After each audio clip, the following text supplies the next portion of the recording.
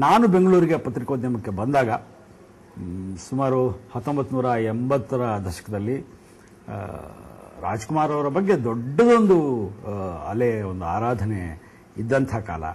ಅದೇ ಕಾಲದಲ್ಲಿ ಮಿತ್ರರಾದ ಪ್ರವೀಣ್ ನಾಯಕ್, ನಾನು ಅವರನ್ನು ನೋಡಿದಾಗ ಒಂದು ಎಳೆ ಬಾಳೆ ಎಸಳಿರುತ್ತಲ್ಲ ಹಾಗಿದ್ರು, ಅಷ್ಟು ಸುಂದರವಾಗಿದ್ದರು ಮತ್ತು ತುಂಬ ಚಟುವಟಿಕೆಯ ಮನುಷ್ಯ.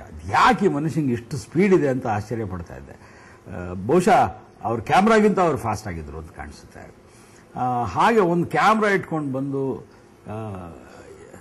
ಪತ್ರಿಕೋದ್ಯಮದಲ್ಲಿ, ಸಿನಿಮಾದಲ್ಲಿ, ವ್ಯಾಪಾರ ವ್ಯವಹಾರದಲ್ಲಿ ಎಲ್ಲದರಲ್ಲೂ ಒಂದು ದೊಡ್ಡ ಮಟ್ಟವನ್ನು ತಲುಪಿದಂಥವರು ಪ್ರವೀಣ್ ನಾಯಕ್. ಅವರ ಪುಸ್ತಕ ರಾಜ್ಕುಮಾರ್ ಒಂದು ಬೆಳಕು ನಾನು ಅತ್ಯಂತ ಪ್ರೀತಿಯಿಂದ ಓದಿದಂತಹ ಪುಸ್ತಕ. ಈ ತರಹದ ಪುಸ್ತಕಗಳು ಸಾಮಾನ್ಯ ಬರೋದು ಬಹಳ ಅಪರೂಪ. ಒಬ್ಬ ವ್ಯಕ್ತಿಯನ್ನು ಆರಾಧಿಸೋದು ಬೇರೆ, ಆ ವ್ಯಕ್ತಿಯ ಬದುಕಿನ ಘಟನೆಗಳನ್ನು ರೆಕಾರ್ಡ್ ಮಾಡ್ತಾ ಹೋಗೋದು ಬೇರೆ. ರಾಜ್ಕುಮಾರ್ ಅವರ ಜೀವನದ ಅತ್ಯುತ್ತಮ ಘಟನೆಗಳ, ಅತ್ಯುತ್ತಮ ಸ್ಥಳಗಳ, ಅತ್ಯುತ್ತಮ ಭಂಗಿಗಳ ಫೋಟೋಗಳನ್ನು ಪ್ರವೀಣ್ ನಾಯಕ್ ಅದ್ಭುತವಾಗಿ ತೆಗಿತಾ ಹೋಗಿದ್ದಾರೆ. ನನಗೆ ಆಶ್ಚರ್ಯ ಆಗೋದು ಅಂತಂದ್ರೆ, ಗವಿಗಂಗಾಧರೇಶ್ವರನ ಗುಡಿಯ ಬೀದಿಲಿ ರಾಜ್ಕುಮಾರ್ ಅವರು ರಸ್ತೆ ಪಕ್ಕದ ಡಬ್ಬಾ ಗಾಡಿಯಿಂದ ಒಂದು ಐಸ್ ಕ್ರೀಮ್ ತಗೊಂಡು ತಿಂತಾ ನಿಂತಿರುವಂತಹ ದೃಶ್ಯ. ಇದನ್ನ ನಾವು ಯಾವತ್ತಾದ್ರೂ ಅವ್ರ ಕೈಲಿ ಮತ್ತೆ ಮಾಡಿಸೋದಕ್ಕೆ ಸಾಧ್ಯವಾ? ಒಂದು ಸಿನಿಮಾದಲ್ಲಿ ಬಂದು ಅವ್ರು ಮಾಡಬಹುದೇನೋ ಅಷ್ಟೇ ಹೊರತು, ನ್ಯಾಚುರಲ್ ಆಗಿ ಯಾವುದೋ ಶೂಟಿಂಗಿಗೆ ಬಂದಾಗ ಆಸೆ ಆಗಿ ಆ ರಸ್ತೆ ಬದಿಯಲ್ಲಿ ಒಂದು ಐಸ್ ಕ್ರೀಮ್ ತಿನ್ಬೇಕು ಅಂತ ಹೇಳಿ ಇಷ್ಟ ಆಗಿ ಆ ಐಸ್ ಕ್ರೀಮ್ ತಗೊಂಡು ತಿಂತಾ ಇರೋದನ್ನ ಸೆರೆ ಹಿಡಿದಿದ್ದಾರೆ.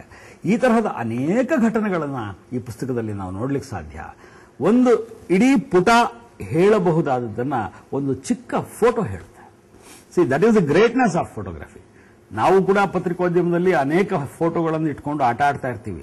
ಆದರೆ ಒಂದು ಫೋಟೋ ಆ ಕ್ಷಣಕ್ಕೆ ತೆಗೆದಿದ್ದು, ನಾವೆಲ್ಲ ತೆಗೆದಿದ್ದೀವಿ, ಒಳ್ಳೊಳ್ಳೆ ಫೋಟೋಗಳು ತೆಗೆದಿದ್ದೀವಿ. ಆದರೆ ನಾವು 1000 ಫೋಟೋ ತೆಗೆದ್ರೆ ಅದರಲ್ಲಿ ಒಂದು ಫೋಟೋ ಆ ಥರದ್ದೊಂದು ಇಂಪಾರ್ಟೆಂಟ್ ಆದ ಇರುತ್ತೆ. ಆದರೆ ಪ್ರವೀಣ್ ನಾಯಕ್ 1000 ತೆಗೆದ್ರೆ 1000 ಫೋಟೋಗಳು 1000 ಮಾತುಗಳನ್ನು ಆಡುವಂತಹ ಫೋಟೋಗಳನ್ನು ತೆಗೆದಿದ್ದಾರೆ.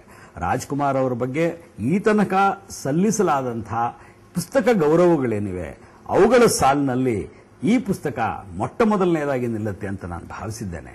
ನಮ್ಮ ಓದುಗರು, ಕನ್ನಡಿಗರು, ರಾಜ್ಕುಮಾರರನ್ನು ಪ್ರೀತಿಸುವವರು, ಫೋಟೋಗ್ರಫಿಯನ್ನು ಇಷ್ಟಪಡುವವರು, ಇತಿಹಾಸವನ್ನು ದಾಖಲು ಮಾಡಲಿಕ್ಕೆ ಇಷ್ಟಪಡುವಂಥವರು ಎಲ್ಲರೂ ಕೂಡ ತಮ್ಮ ಪರ್ಸನಲ್ ಲೈಬ್ರರಿಯಲ್ಲಿ ಹೊಂದಿರಬೇಕಾದಂತಹ ಅತ್ಯುತ್ತಮ ಪುಸ್ತಕ ಇದು.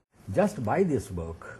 ನಿಮ್ಮ ಲೈಬ್ರರಿಯಲ್ಲಿ ಇದು ಇರಲಿ, ನಿಮ್ಮ ಮನಸ್ಸಿನ ಪಟಲದಲ್ಲಿರಲಿ.